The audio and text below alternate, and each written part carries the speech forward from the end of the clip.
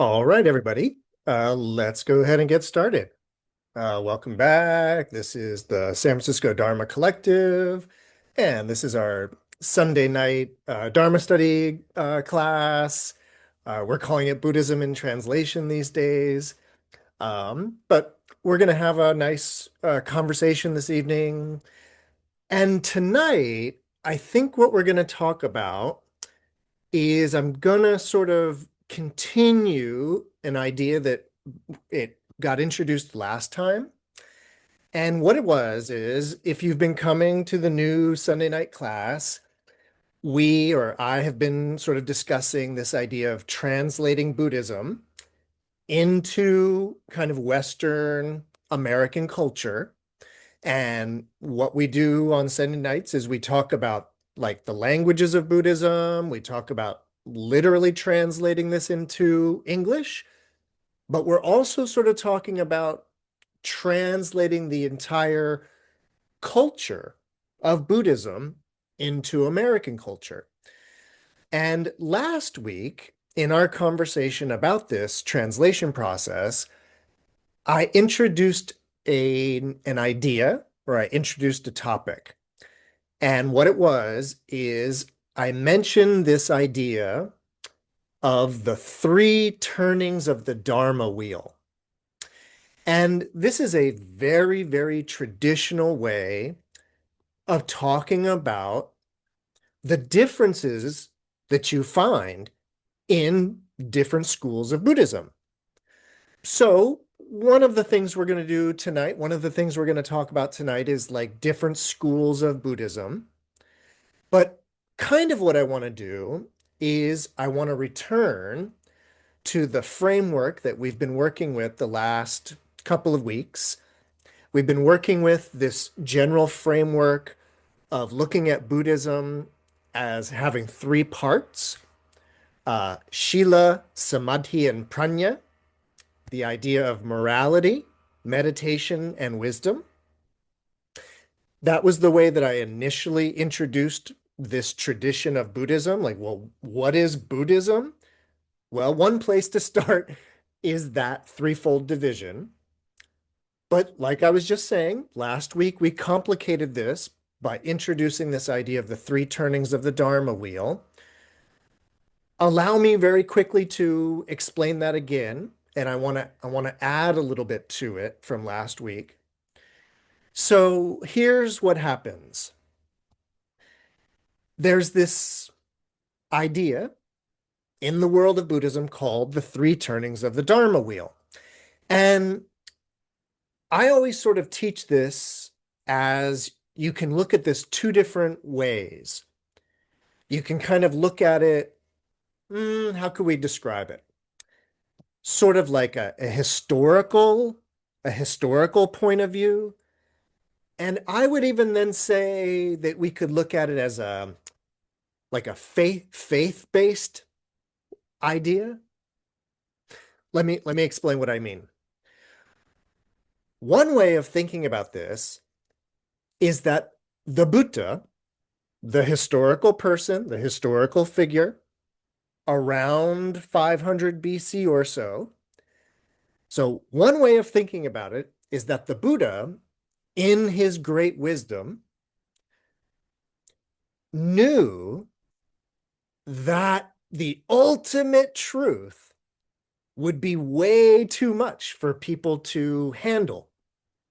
And so there is one way of explaining this, which is that the Buddha taught the Dharma, taught Buddhism, but he did it at a kind of basic introductory level at first.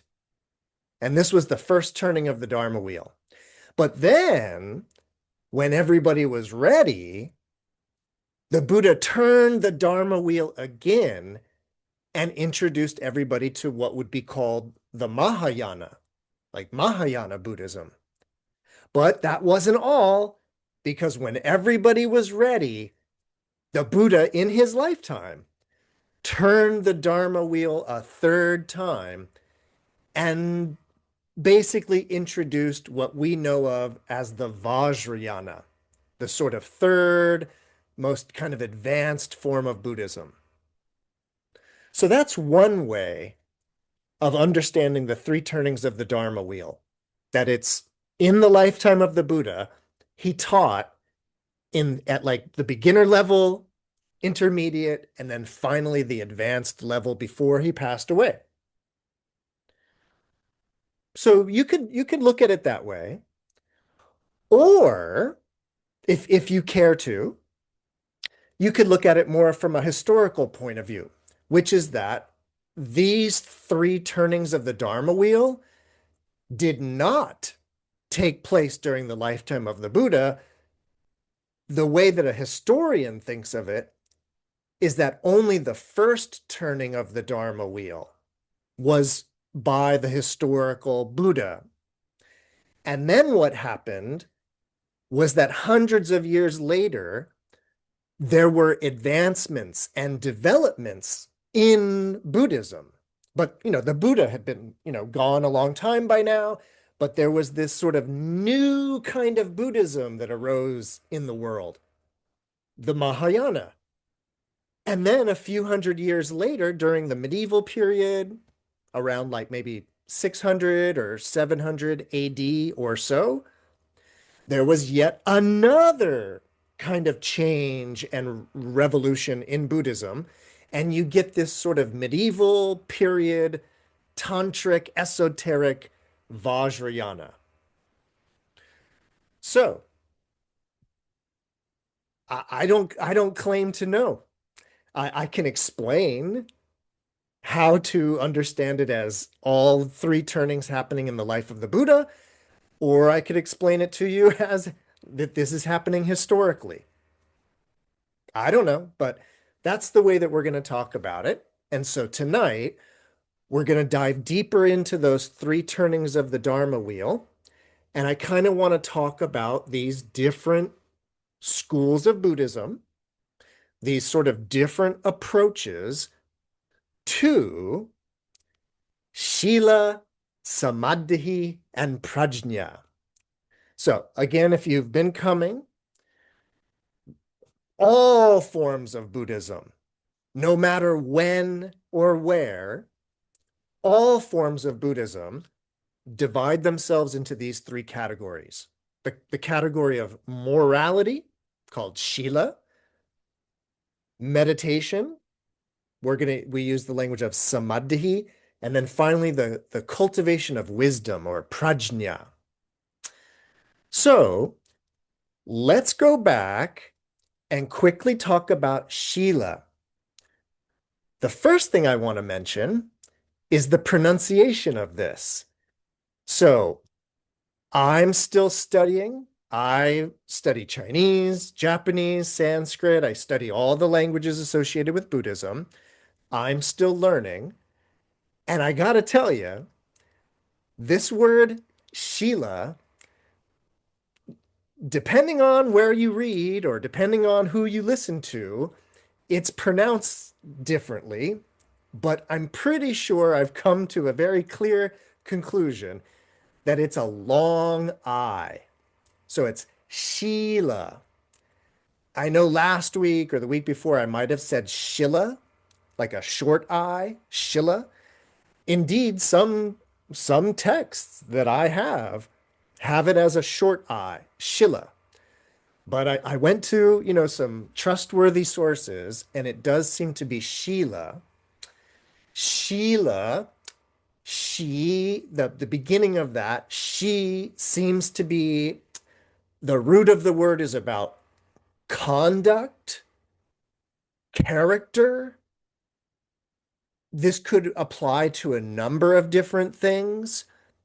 It seems to be applied to even like a knife, the character of a knife, the quality of a knife, like is it sharp?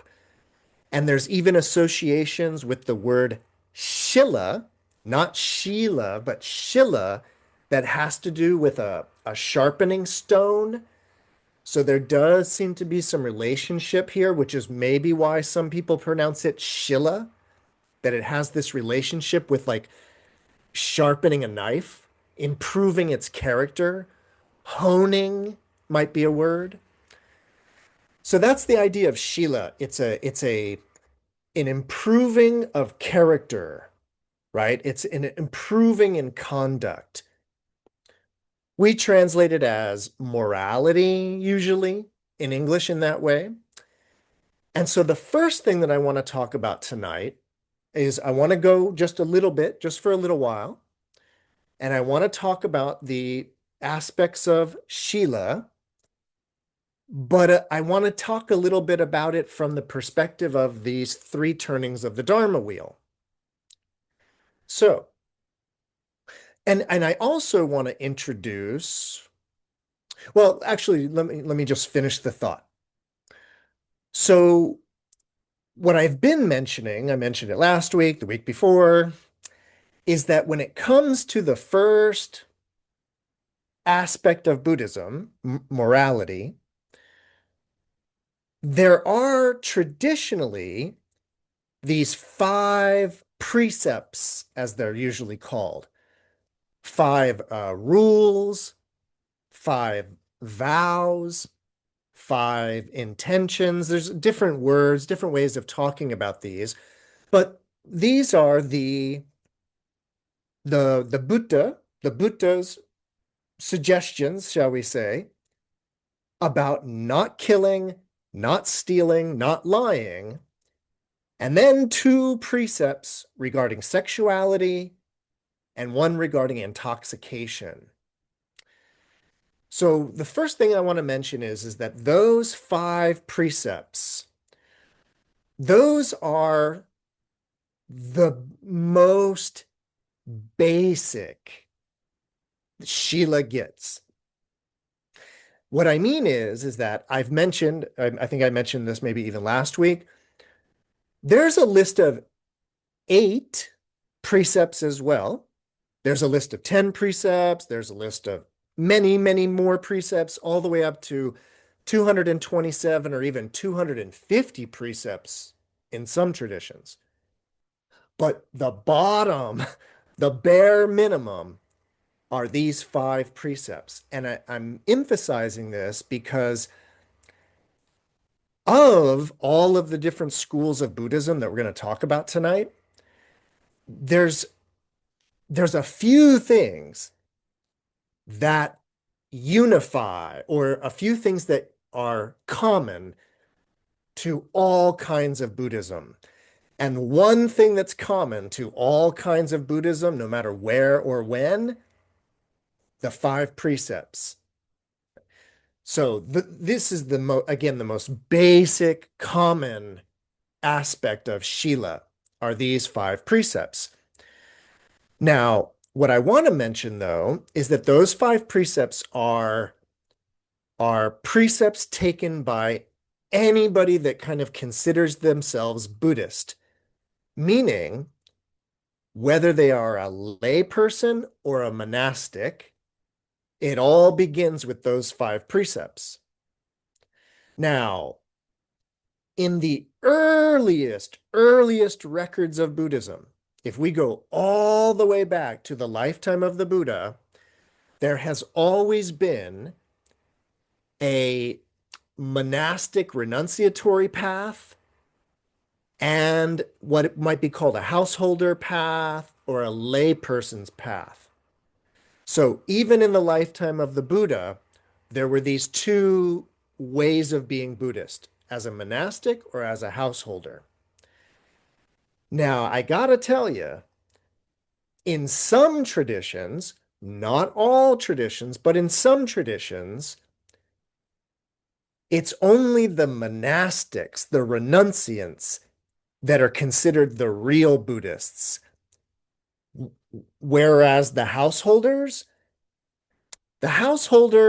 are kind of considered the support of the monastics. But in some schools of Buddhism, it's the monastics that are doing the real Buddhism in that way. And the idea, just to kind of put it out there, the idea is that the householders that are kind of like, they're making offerings of food to the monastics. They might be providing clothing to the monastics. They might be even giving wealth to the monastery. So their practice of supporting the monastics is rewarded by being reborn in their next life as a monastic, where they can do the real Buddhism. And so in this lifetime, they're doing Buddhism, but only in a kind of preparatory way. Again, this is not all forms of Buddhism. In fact, just a little bit of history for you. In the early centuries after the Buddha passed away, there appears to have been many, many schisms, many little splinterings of Buddhism. And some of those groups were the kind of monastic, or they were the kind of Buddhists that believed that only monasticism was real Buddhism. But there was a large group of Buddhists. They were located primarily in like northern India, kind of in the region even where the Buddha was from. And they were called the Mahasanghikas. The Great Sangha is what it translates to. And that group was unique or interesting because they considered themselves to be the Great Sangha, which included both monastics and householder lay people. And in the Mahasanghikas, everybody was a Buddhist. Everybody sort of had their role to play in that sense. I mention this because the Mahasanghikas, many historians trace the beginning of Mahayana Buddhism to the Mahasanghikas.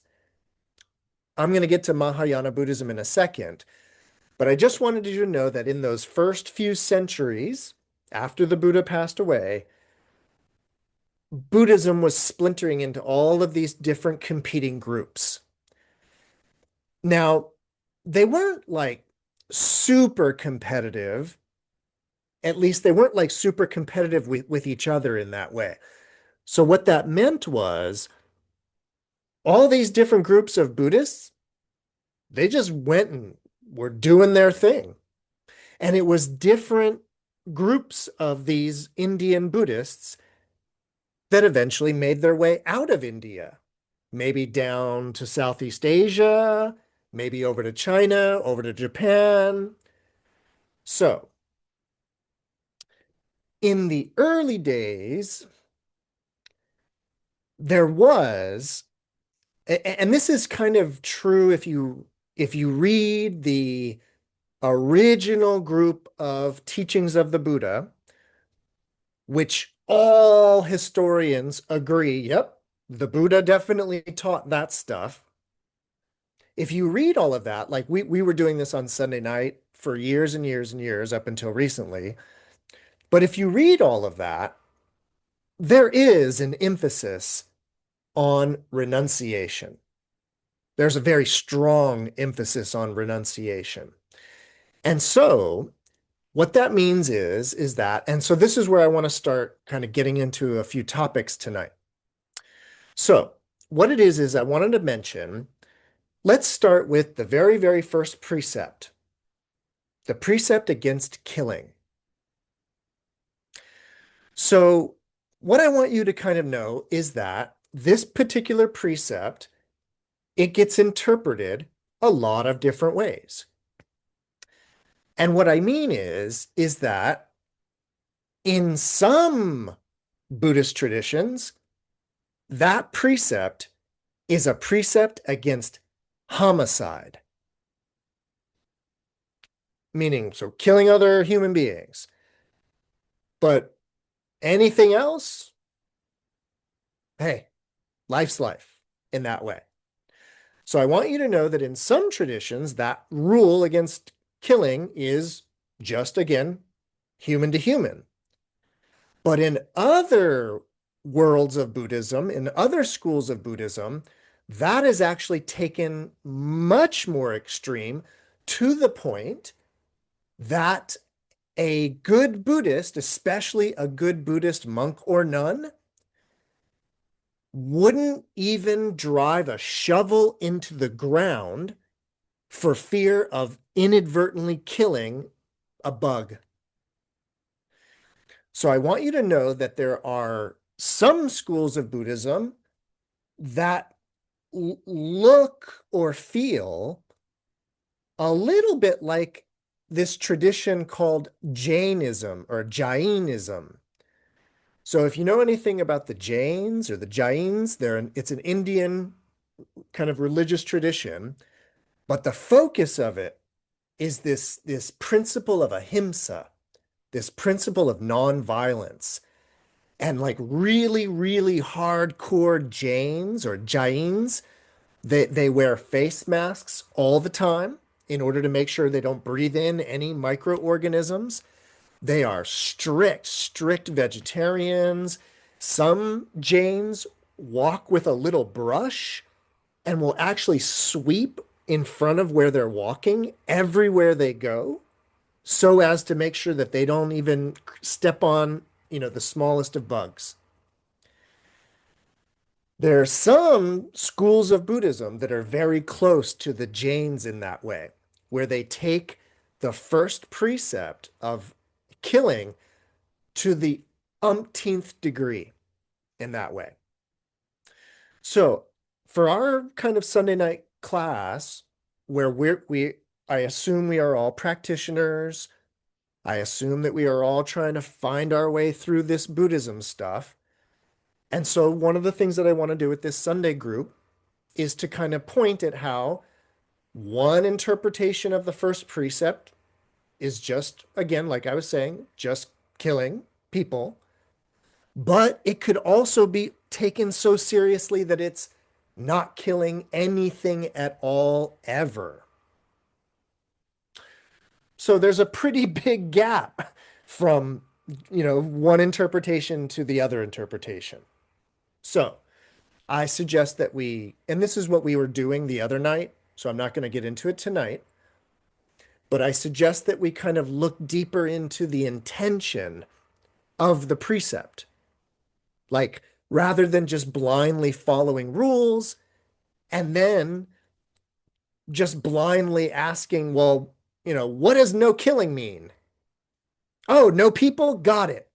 Like, rather than just trying to follow, let's think about why would there be this prohibition against violence and against killing, right?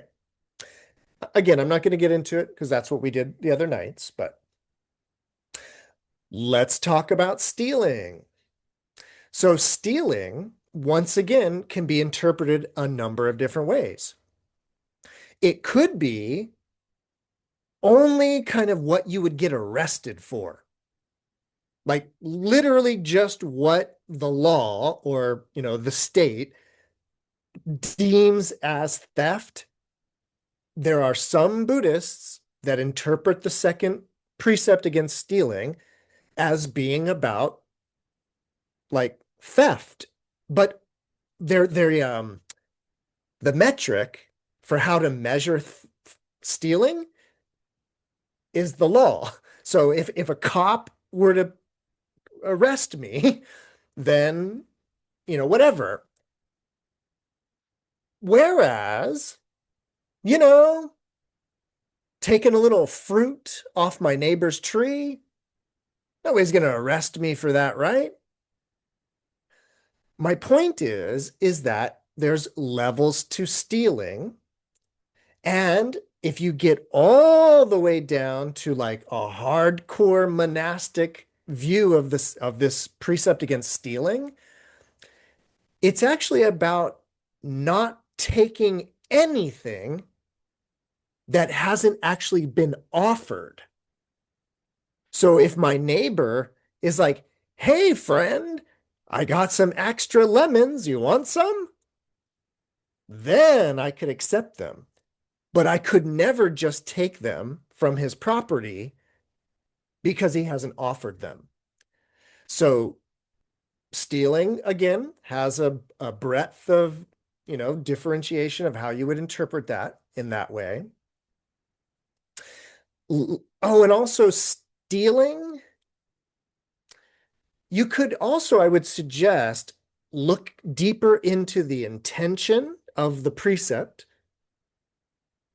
I even talked about this again some other night about this sort of it's about desire, right? This is kind of a Buddhist thing that we're interested in is sort of noticing desire and craving, and then noticing this idea that like, wow, you wanted it so much you just took it?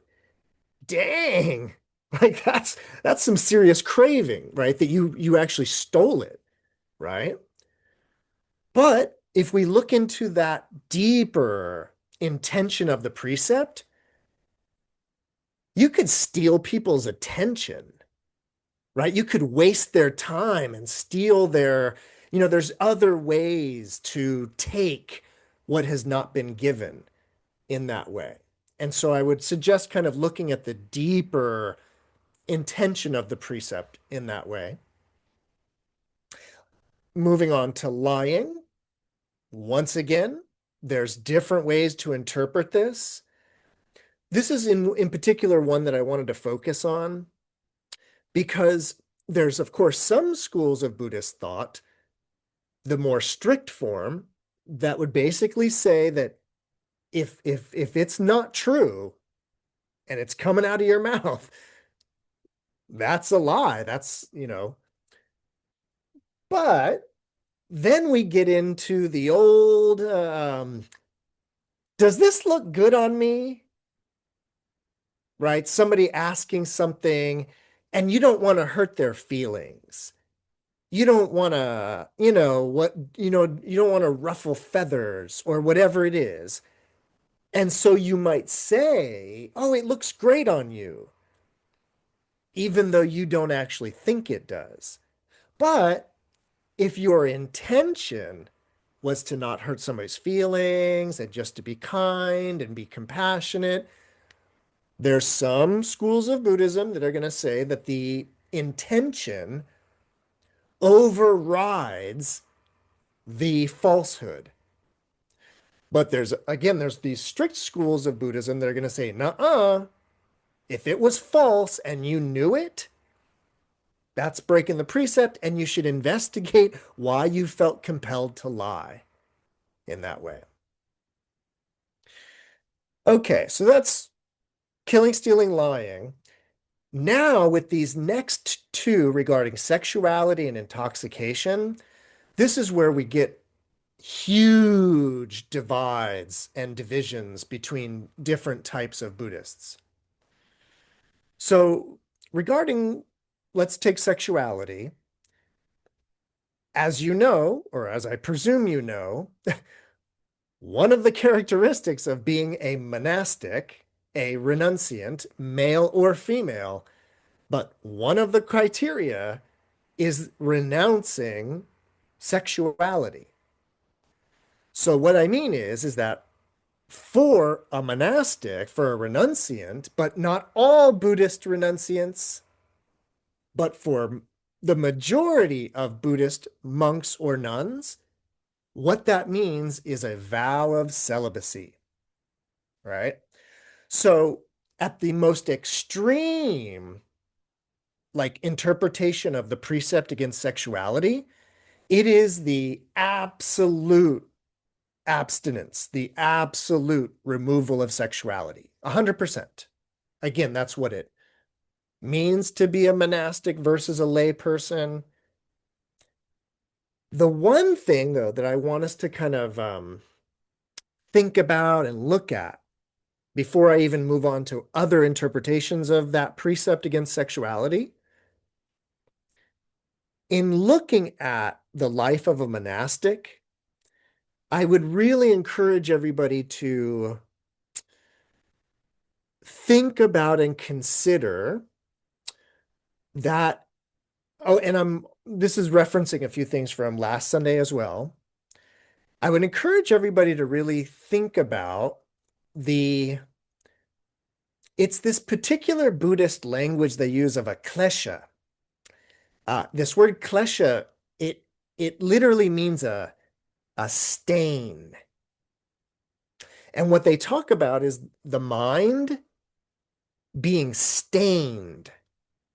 being stained by a lot of different things. But sexuality is very much a kind of a stain on the mind. And what I mean by that is there is a deep psychology about sexuality in Buddhism. Actually, there's a deep, deep study of it in yoga in general, the psychology of sexuality. And what it is it's about sort of it's the way that there's a wanty, cravingness that kind of goes along with sexuality. And the Buddhists, or the Buddha, seems to have been very aware of the way that that stain finds its way into other places. So what I mean is the normal way of thinking is like, I can't stop thinking about sexuality. I can't stop thinking about sexuality. I know I'll masturbate and then I'll be done. That it'll kind of be out of my mind. But what the Buddhist kind of realizes is that actually keeps it on your mind. It actually doesn't get rid of it. It reinforces that conditioning or that habitual conditioned behavior. And so there's a way in which the more one messes around with sexuality, the more it's on their mind, on the mind in that way. But there's a way in which when you don't entertain it, that stain eventually clears up. And it's eventually no longer a part of the psychology. And when that happens, when that is like kind of cleared out a little bit, you can kind of begin to notice how the sexual energy does make you a little wanty and cravey all the time in that way. And so these precepts against sexuality are about that struggle that we have with our own bodies. It's about that relationship in that way. And so the main thing the Buddha said originally was just get it out of your mind, and eventually that'll just dry up as a desire, as a craving, as a stain in that way. So once again, from the days of the Buddha up until the modern time, up until the 21st century, to be a monk or a nun has traditionally meant celibacy. The one place this changes, it changes radically in medieval Japan. There's a bunch of things that happen historically that I won't get into, but Japan, for it mainly actually seemingly has to do with property and passing on property and trying to avoid the state coming in and taking your monastery. But what happens in Japan is that monastics are then allowed to get married and have children in order to pass the monastery on to a family member. So in Japan, it's one of the few places where Buddhist monks, there's not many nuns actually in Japan, but Buddhist monks are actually allowed and in some cases encouraged to have families. So just wanted you to know that. Now for us householders, that precept around sexuality, it gets interpreted all kinds of ways. And this is a tricky one Because if you really study your Dharma, if you really read your sutras, the Buddha is pretty clear about sexuality. So what I mean is that there's not a lot of debate. There's not a lot of gray area around it. So what that means is that over in the realm of lay Buddhists, in the realm of householders, it kind of depends on who you talk to because we're all kind of breaking the rules over here. And so some people are like, well, only have sex with your spouse. So no sex out of wedlock. Some Buddhists are like, nope, only have sex in order to have a child. Meaning, so you don't have sex for pleasure. Just if you decide you're gonna have a child, you can have sex that one time or as many times as it takes, type of a thing. So I've met Buddhists that believe that sexuality is only for procreation. I've met Buddhists that say, no, it's the prohibition is just about monogamy. I've heard other people say that if you're a householder, it's about violence. In other words, you could cheat on your wife, but if you know, did it violently, then that's the breaking the prohibition. So there's just a variety of interpretation of the precept against sexuality over on the side of lay householders in that way.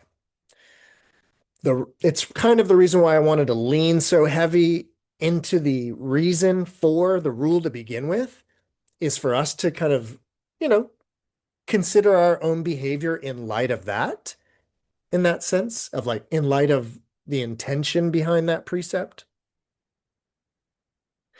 Okay. Sorry, I've been going on for a little while. Any comments, questions, ideas about any of these precepts and these different interpretations of them? And then finally, the big number five, and the order of these changes or it differs depending on who you talk to, but it's always the same five. But the fifth one in my list here is the prohibition against intoxication.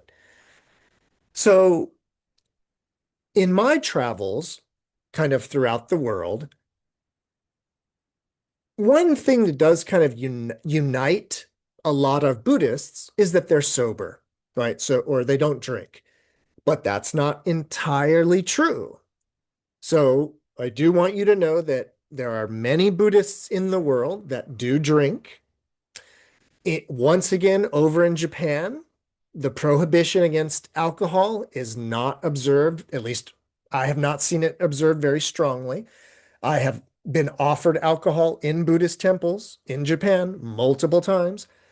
So, as surprising as that might be, it does happen. Alcohol, by the way, is also not entirely prohibited in some Vajrayana traditions. Some Vajrayana traditions have a very, what I consider to be a strange notion that if it's clear alcohol, like vodka or something, it's acceptable. It's pure. I don't know. I've heard it. Actually been to Vajrayana. I'll call it a Dharma center, not a temple, but a Dharma center where vodka was being served, and I found that very surprising. So just want you to know that it's not 100% no alcohol in the world of Buddhism, but definitely going back to the days of the Buddha, it was observed, and many, many Buddhists still observe it today. On that note, I do want to mention something about practice.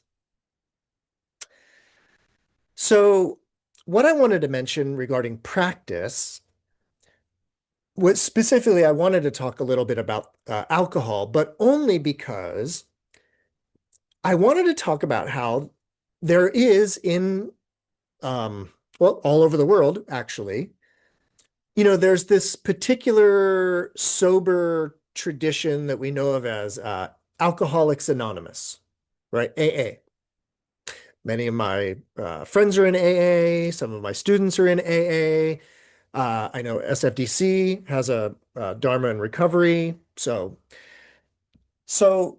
the thing about AA, right, is you get together and there can be, not in all AA meetings, but there can be basically a kind of public confession. It's a public, first of all, there's the public acknowledgement of being an alcoholic, and there's a public acknowledgement sometimes of how long your sobriety has been, and there may be a kind of confession to your group of falling off the wagon in that way. Well, the reason why I wanted to mention that as like a model is because in many ways, Buddhism is kind of a like ultra AA. And what I mean by that is it's not only Alcoholics Anonymous, it's Sexuality Anonymous, it's Killing Anonymous, it's Lying Anonymous, and it's Kleptomania Stealing Anonymous. So, in other words, those 5 precepts are all considered a major problem, not just the alcohol. And so, what I find interesting is that traditionally, Buddhist communities, twice a month on the new moon and the full moon, they get together and it's an opportunity for public confession. It's at the bi-monthly meeting of the Sangha that traditionally people would stand up. And if they had broken any of the precepts, there are, ways of dealing with that. There's internal Buddhist processes for doling out what might be called punishment for breaking the precepts. And I just wanted to note that kind of interesting similarity with AA, because as I understand it, Buddhism or the Buddha or whoever, but Buddhism, as I understand it, basically teaches that we human beings, all sentient beings actually, but human beings in particular, are addicted to sensual pleasures. We are addicts, but not just for alcohol and sex. We are addicted to sensory stimuli, and we behave like addicts in that way. In that, if we don't get our stuff, right? If I don't get my entertainment, or I don't get this, or I don't get that, I get irritable. I get angry. I exhibit behaviors of an addict when I don't get my stuff. So the Buddha just identified us all as serious addicts in that way and developed this kind of sensory stimuli anonymous group. But the other reason why I wanted to kind of relate this to AA is I wanted to point at how AA, it functions as a morality system, right? It is a Sīla system. But, and I don't pretend to be an expert on AA at all. I know some of you are much more learned in it, so please correct me if I'm wrong. But even though there's a Sīla component, there's not so much a Samādhi Prajñā component. It's deep on the Sīla. And, it's a 12-step program. Buddhism is an 8-step program. The Eightfold Path. It's the same idea as the 12 steps. It's 8 steps. And the idea is, again, that Buddhism has a Sīla system. But in order to support that morality, there's the meditation or the Samādhi. And this is a practice that, again, it supports the Sīla. And the Sīla supports the meditation. So I'm about to transition now into talking about meditation in the different types and schools of Buddhism. So we're leaving Sīla behind. So the next category, that middle second category of Buddhist practice is Samādhi, right? Samādhi is a pretty tricky idea. It's why I've kind of just been summarizing it as meditation. And the one thing that I wanted to mention regarding Samādhi, so in the first turning of the Dharma wheel, so in the old school original type of Buddhism, yeah, meditation was, a big part of the program. And the program of meditation was very formal. And what I mean by that is it's very well, this is something I also went through a couple weeks ago, so I'm not going to go through it. But there's just these sort of varying degrees of meditation in the world of Buddhism, right? It's not just sort of like meditation on, meditation off in that way. What it is that there is what we would call focus. Mindfulness might be another way of describing it. We're talking about focusing attention. We're talking about reeling in our attention. So not having our attention frayed all over the place, bouncing around from one idea to the next. So not all over the place, focused.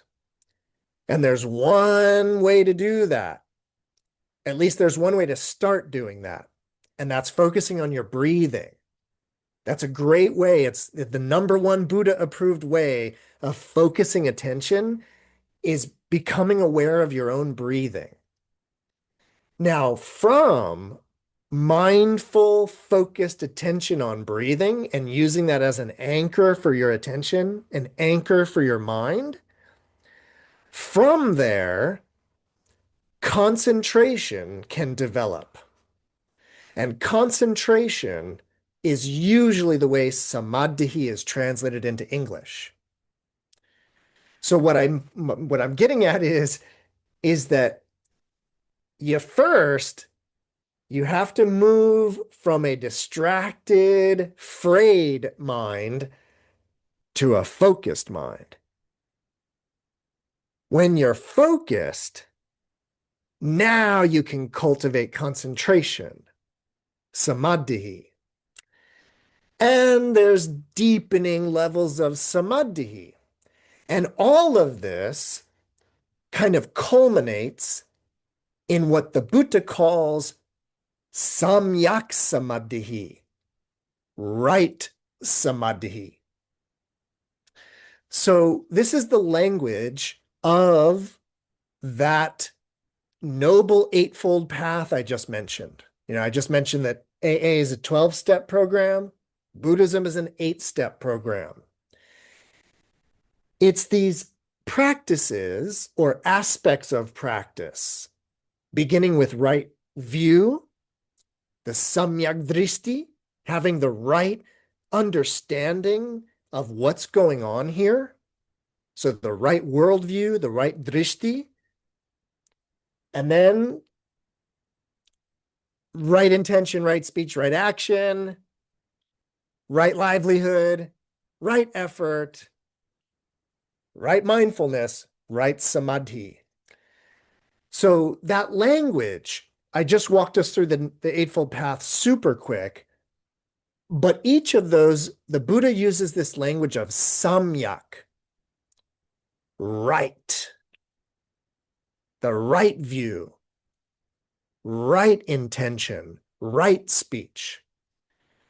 Now, I myself, I'm not crazy about the language of right because, of course, it allows for you to presume this idea of wrong. And indeed, there is wrong speech. There is wrong samadhi, all right? But in order to understand what that language of right and wrong or samyak, what it means, I like to teach the Eightfold Path and the language of right. I like to teach it as conducive to awakening, meaning that there are a variety of ways of speaking. For example, taking speech. But some ways of speaking are conducive to suffering. They produce dukkha. They actually elicit it, bring it about. But there's other ways of speaking that are conducive to enlightenment, that are conducive to not suffering. That's what I call right. So a way of speaking that is conducive to awakening, that's the right speech. So I say this to then talk about the last step on the Noble Eightfold Path is the idea of right Samādhi. In other words, there's other types of Samādhi.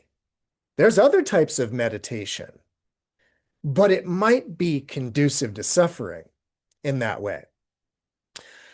A very, very, very quick, easy example of what I'm talking about. So Samādhi, specifically this idea of Samādhi, is, it's characterized or it's described as a loss of a sense of self, a feeling of oneness and unity. The thing about it is, there's various chemicals and substances you can take to elicit the experience of a loss of self and an experience of oneness and unity. But from a Buddhist point of view, that's conducive to suffering because, well, just like any other dependency, the problem is that your feeling of oneness was derived from this chemical, which means you only get to experience that if you get the chemical. If the plug is out, no more oneness for you. But not only that, so it's a double whammy because not only is your drug-induced samadhi, not only is it problematic because it's dependent upon something, but you've also made yourself one step further away from being able to do it naturally because you've conditioned yourself to do it the dependent way. So you see how it's a double problem? Whereas there is a right way. There is a right samadhi. And that is the Buddha prescribed way of focusing on your breathing, bringing your attention, and going deeper and deeper and deeper into that concentration until there is a sense of oneness and a loss of sense of self. And that experience is ever available. If you learn to do it that way, it's ever available no matter where you are.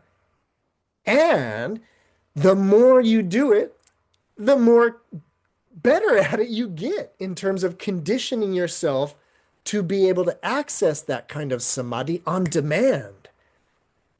So that's the idea of right samadhi, samadhi. The one thing that I want, or actually I want to talk about two things regarding mindfulness or samadhi. In the world of Buddhism, and I should have mentioned this. I'm mentioning it now. When I was talking about focusing your attention and then concentrating, the Buddha described an initial 4 stages of what is called jhana or dhyana. This is before you get to the sense of oneness and loss of self, the samadhi experience. Before samadhi, there are these things, states of being, states of meditation called the jhanas, the 4 jhanas. Again, I talked about them at length in the last Sunday or the Sunday before, so I'm not going to do it now. But what I do want to mention is that that idea of jhana or dhyana, it's a very important part of Buddhism. That particular idea of a meditative trance, a meditative absorption. Again, a dhyana is not exactly a sense of oneness and loss of self. A jhana or a dhyana is just sort of a highly focused state of meditation. Let's just leave it at that for now. That idea of jhana, the four jhanas, as Buddhism begins to migrate out of India over into China, like East Asia, there's something that happens in the second turning of the Dharma wheel, in the Mahayana tradition. What happens in the Mahayana tradition is that the first thing that happens is you start to get an idea of just dhyana samadhi. Like it's a hyphenated idea. Dhyana samadhi. It's just one thing. It's one thing. Like it's like a spectrum in a way. So the first thing that starts to happen is a conflation, I might say, but just a kind of a collapsing of the terms dhyana and samadhi. And then the other thing that starts to happen, this mainly happens in Chinese Buddhism. The four jhanas that are very, very important to the first turning of the Dharma wheel and very important to early Buddhism, the four jhanas, it just all collapses into jhana. And then what happens is that jhana or dhyana, which is now just one idea, and it includes samadhi, that becomes sort of the focus of an entire new school of Buddhism, a Mahayana school of Buddhism that originates in China. It has no precedent in India. And it's literally called the Dhyana school. But you know it by its Japanese name, Zen. So Zen Buddhism, that word Zen is just the Japanese pronunciation of the Chinese kanji, the Chinese characters that were used to translate the Sanskrit word dhyana. And what the Zen school, the Dhyana school is a school of Buddhism that originates in China that is hyper focused on this idea of dhyana. It sort of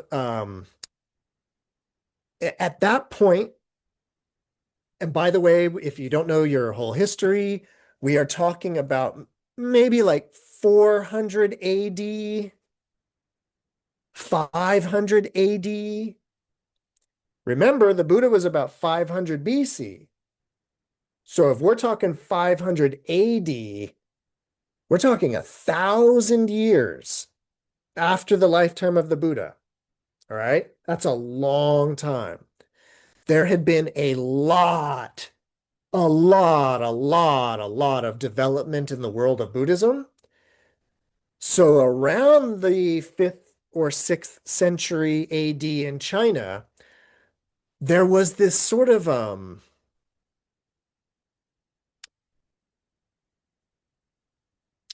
it was an attempt to simplify Buddhism. And the simplification became this, again, this hyper focus on just jhana, on just Zen.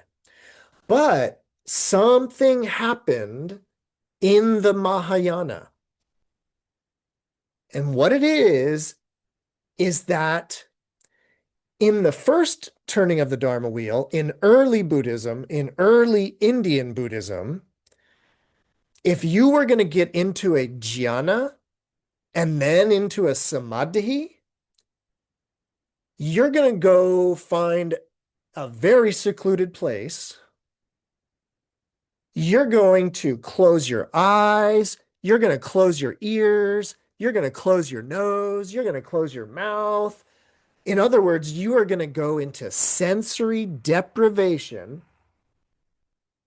So you're going to be secluded, going into sensory deprivation, and then in a deep, deep, silent, still, meditative place, you will have these attainments. You will attain these jhanas and samadhis. But my point is that from everything that I've read, in the early form of Buddhism, if you were in a jhana, your eyes were closed and you were gone. Something happens in Mahayana Buddhism, though, where there's a kind of a reimagining or a redefinition of dhyana samadhi.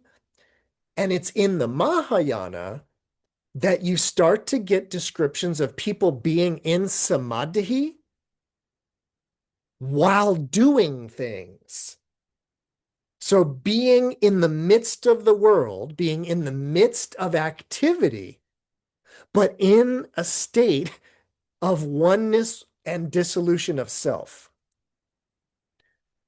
This Mahayana idea of dhyana, if you ask me, it is taught and it sounds very similar to our modern notions of what we call a flow state.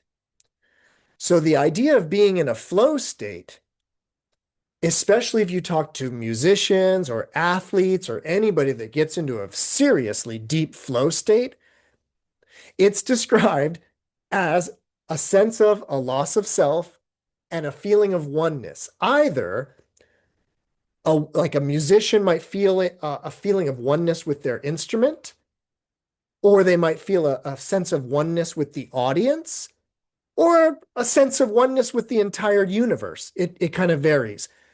But my point is that the Mahayana idea of Zen is a little bit seemingly closer to this idea of a flow state than to the old school yoga meditation of the kind of the Indian schools.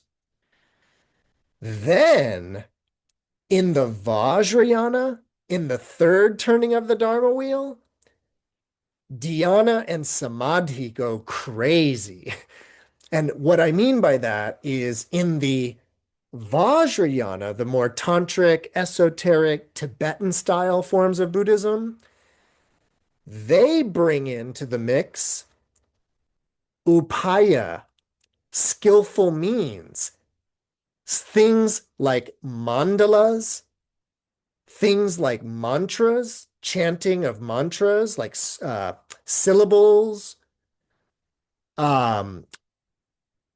doing bodily contortions, things called mudras.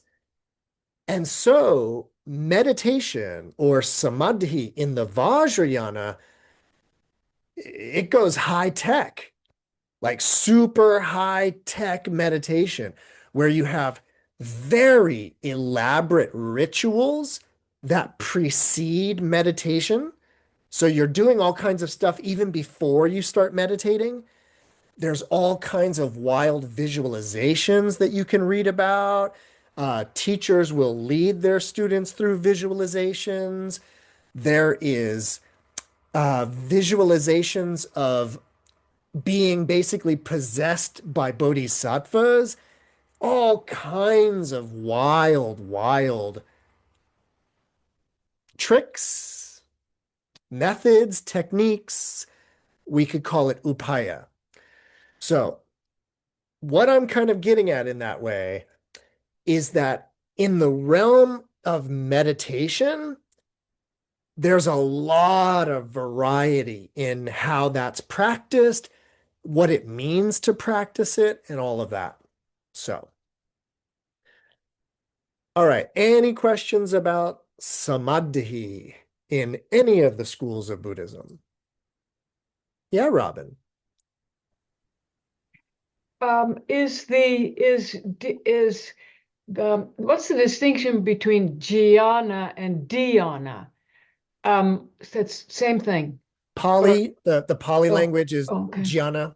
Sanskrit is dhyana. Yep. Some people make a deal out of it. As far as I can tell, there's no deal to be made. It is just the pronunciation. So, but as I was saying though, Zen does have a slightly different connotation than dhyana. Yeah. Noe.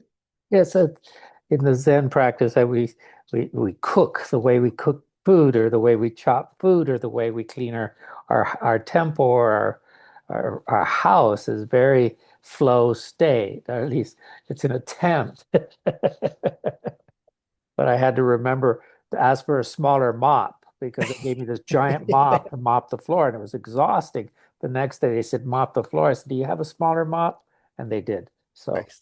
but also, Michael, in 845, the Zen came through. What else? What other schools were there in China that are no longer here? Because there were other forms of traditions or meditations and styles. Thank you. Indeed. So Noe is referring to a very important historical event that I talk about a lot. I wrote a kind of a book about it a while ago. And what it is that in the year 845, it actually was between the years 843 and 846, but 845 is like the main year. So 845 AD, there was a religious persecution against Buddhism in China, and it almost completely wiped out Buddhism from Chinese culture. It got very close. What you need to know, though, is that Buddhism first entered Chinese culture basically the year zero. I mean, the first records of Buddhism in China, I think, are from about the year 45.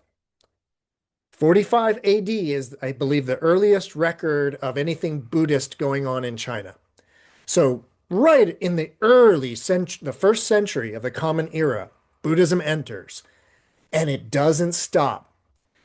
And so, by the ninth century, by 845, there were many, many kinds of Buddhism in China at that time. So here's the thing about the history of Buddhism, especially Buddhism outside of India. Buddhism has pretty strict rules around ordaining people. In particular, there's a method by which I forget what the exact number is, but you have to have some already ordained people before you can ordain somebody new.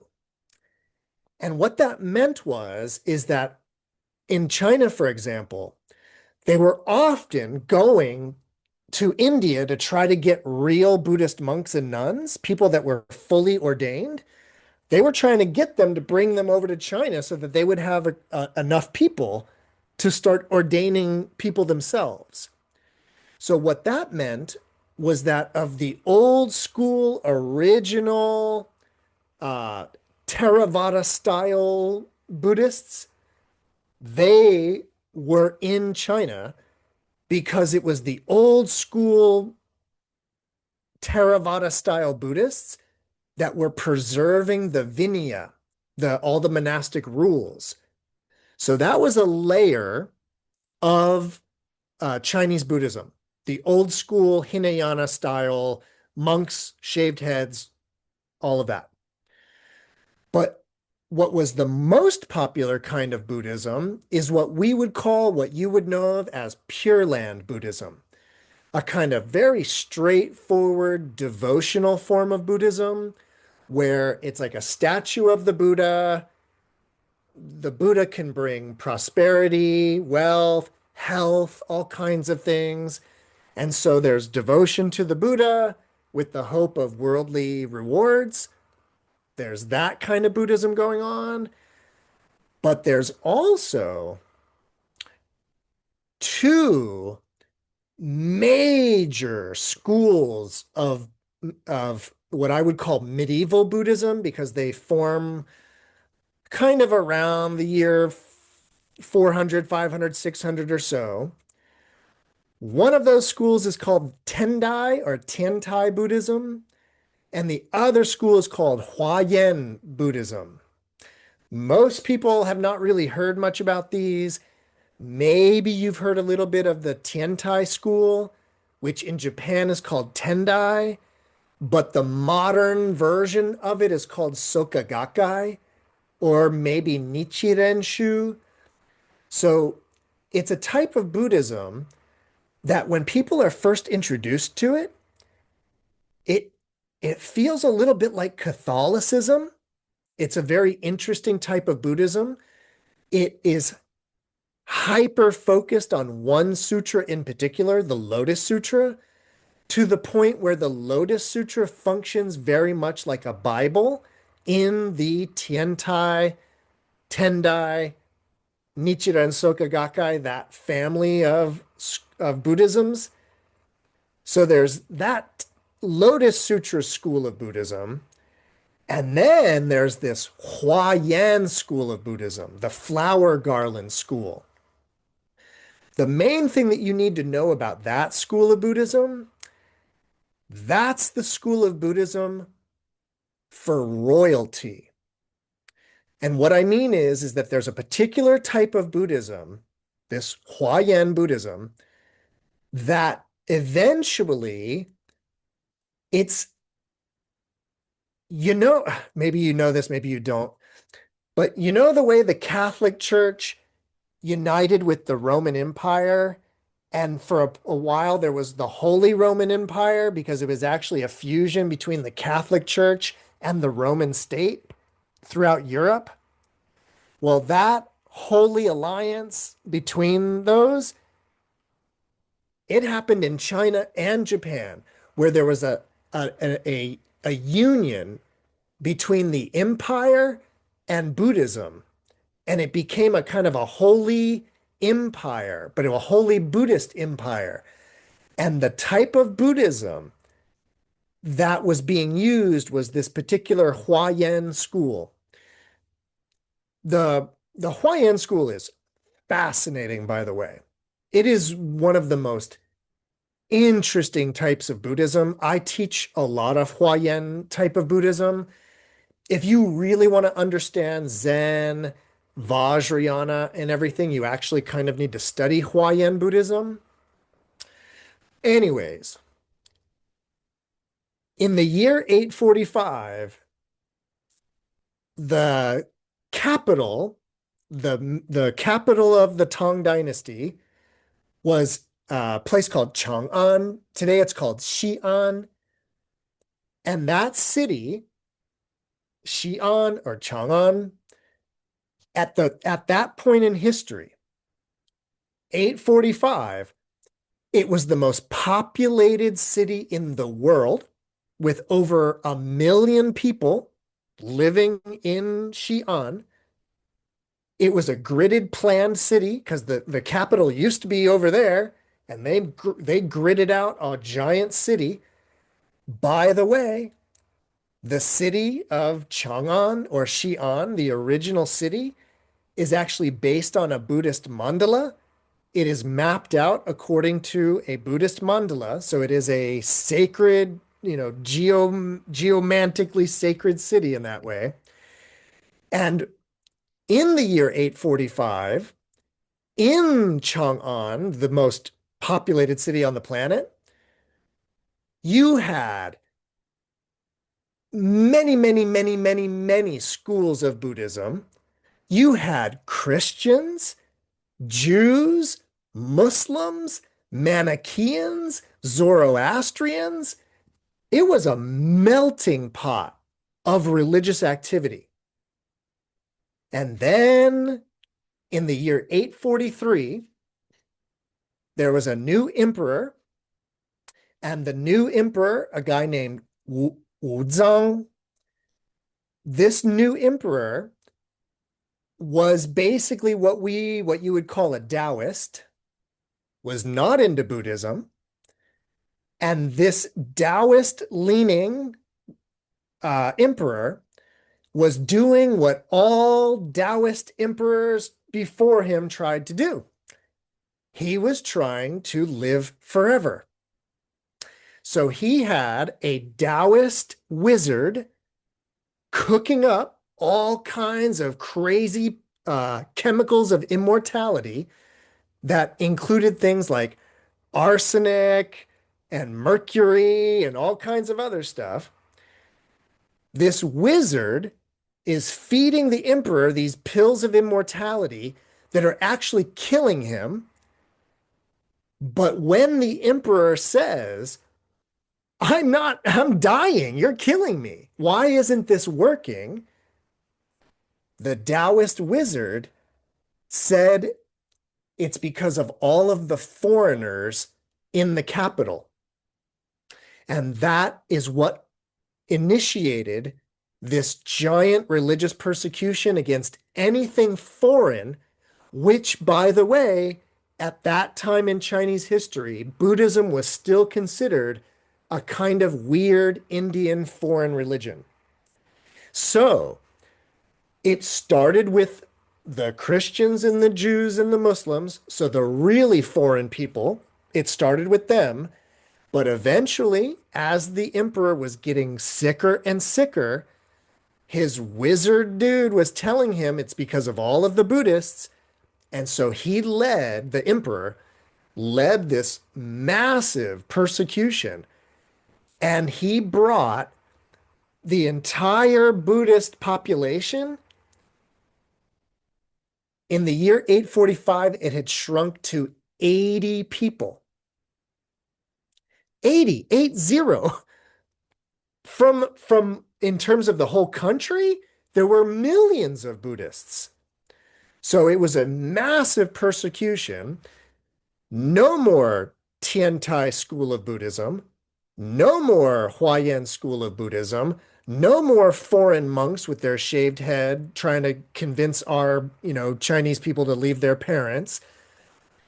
There was only one school of Buddhism that survived this Huichang persecution, as it's called. And the one school of Buddhism that survived was the Zen school. And the reason why the Zen schools survived is because the Zen tradition, remember how I said that they were hyper-focused on jhana?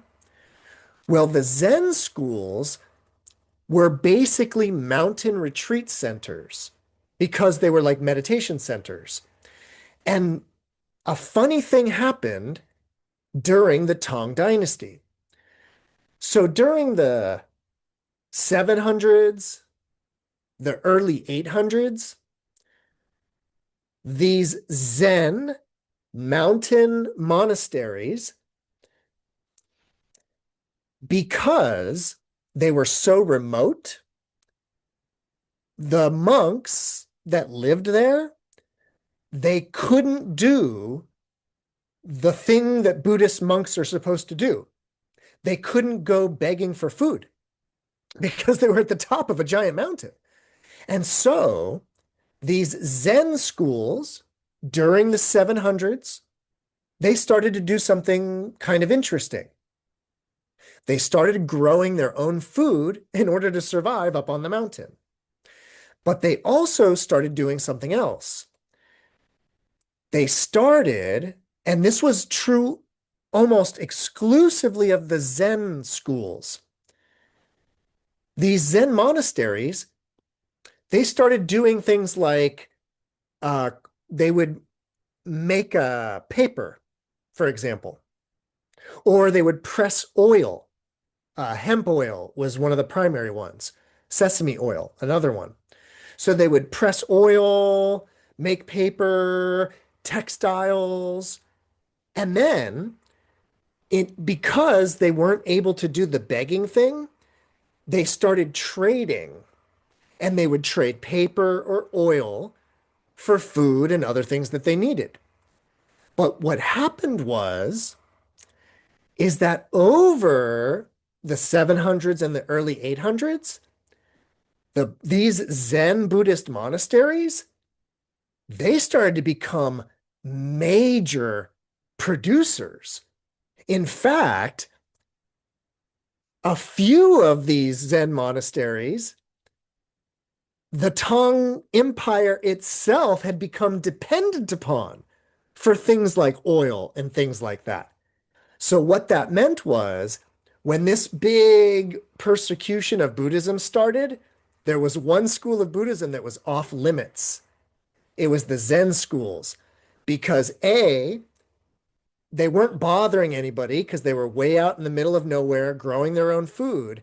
But basically, somebody was telling the emperor, we can't destroy them. We get our oil from them. And so through a funny, circuitous course of history, because of this persecution, it was only the Zen schools that survived into the kind of what we would call the medieval period. And that's where basically in China, and eventually this happened in Japan as well, Buddhism became synonymous with Zen Buddhism. There, there wasn't any other kind of Buddhism. That's what kind of Buddhism there was. So that religious persecution is really kind of what is one thing that really explains the heavy emphasis of Zen in both China and Japan. So long answer, Noe, to your question. But any other questions, comments about any of that? All right, well, just for good measure then, our last category, Prajñā. So Prajñā or Prajñā, of course, kind of means wisdom, higher knowledge. It's, the kind of the philosophy of Buddhism. It's the wisdom of Buddhism. And it's definitely, this category is definitely the thing that changes the most as you move from the first turning to the second turning to the third turning. In many ways, the turnings of the Dharma wheel are all about the third category of Prajñā. Because really, Sīla, it's pretty much the same in the three schools. There's just sort of varying interpretations of the rules, but it's the same rules. Everybody's kind of talking about the same thing. And even when it comes to meditation, there's differences, as I mentioned, but there's still a general way in which it's all Buddhist meditation. But when you get to the prajñā, when you get to the wisdom, that's where things change the most. So last week, I spent all last Sunday, I spent talking about the teaching of no self. And no self, I would definitely say is like, it's the heart of prajñā, of the first turning of the Dharma wheel.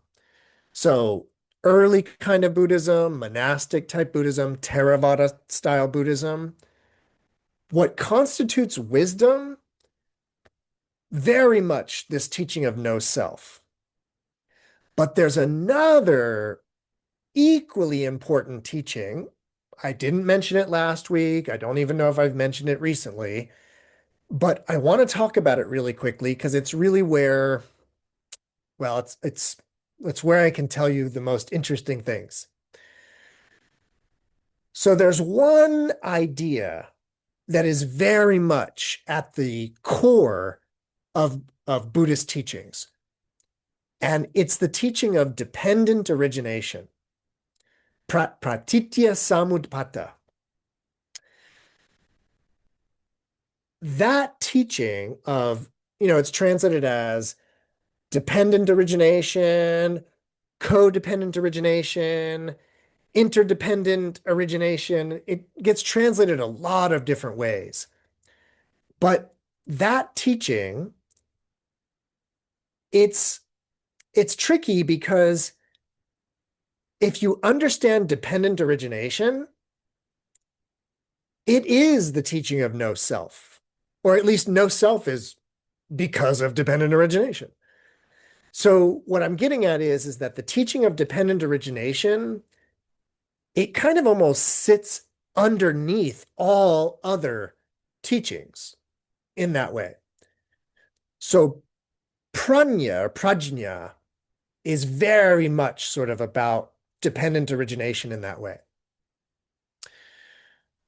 I'm mentioning this because I'm probably going to make next Sunday's class all about dependent origination.